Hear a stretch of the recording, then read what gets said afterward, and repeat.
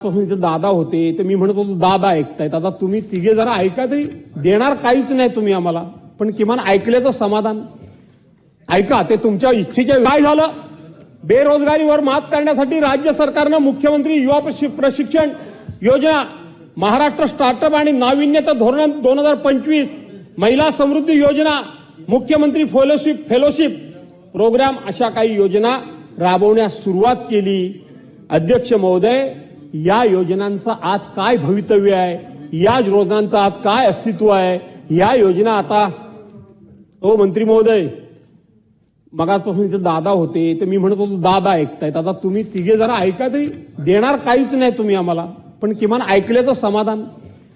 ऐका, ते तुमच्या इच्छेच्या विरोधात असलं तरी ऐकावंच लागणार आहे.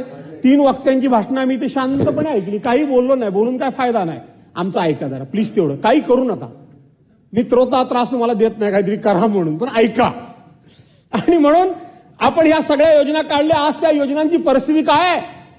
नवीन घोषणा करता, रोज मोठ्या जाहिराती करता, प्रत्येक गोष्टीची इव्हेंट मॅनेजमेंट करता, अशा पद्धतीच्या घोषणा करता, अख्ख्या राज्यामध्ये अशा प्रकारचं वातावरण निर्मिती करता की ह्या जगामध्ये कुठं कधीच काही घडलं नाही ते सगळं आम्ही घडवतोय.